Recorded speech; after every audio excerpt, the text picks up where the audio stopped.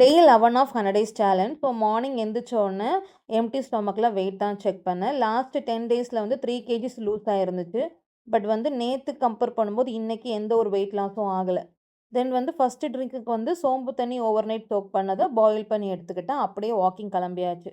So மார்னிங்கே வந்து 10K step complete பண்ணிட்டு வந்துட்டேன். தென் என்னோடய பிரேக்ஃபாஸ்ட்டுக்கு வந்து ஒரு 300 கிராம் பப்பாயாவும் 140 கிராம் வந்து குக்கும்பரும் எடுத்துக்கிட்டேன்.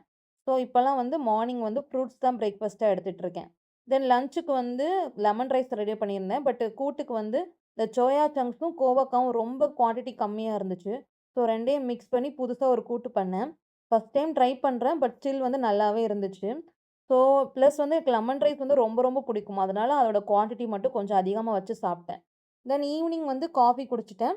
அது போக வந்து இன்றைக்கி அம்மாவை ரயில்வே ஸ்டேஷனில் பிக் பண்ண வேண்டிய வேலை இருந்துச்சு. அதனால் ஒரு 7:30க்கு முன்னாடியே வந்து 2 மில்லட் தோசாவும் வெங்காய சட்னியும் சாப்பிட்டுட்டு அப்படியே கிளம்பியாச்சு. ப்ளஸ் இன்றைக்கி வந்து தம்பி வந்து அப்ராட்லேருந்து வராங்க 33 மாதம் கழிச்சு. ஆல்மோஸ்ட் வந்து 3 இயர்ஸ் ஆகப்போகுது அவரை பார்த்து. ஸோ அவரையும் பிக்கப் பண்ணணும். ஸோ அப்படியே நாங்கள் வந்து அம்மாவை கூட்டிகிட்டு அப்படியே நாங்கள் ஏர்போர்ட்டுக்கு போயிட்டோம். ஸோ அங்கே வந்து ஒரு 5:00 வரைக்கும் வெயிட் பண்ணுற மாதிரி ஒரு சுச்சுவேஷன். அதனால் போகிற வழியிலே ஒரு ஸ்டாப் பண்ணிவிட்டு ஒரே ஒரு காஃபி மட்டும் எடுத்துக்கிட்டேன் தூக்கம் வரக்கூடாதுன்னு.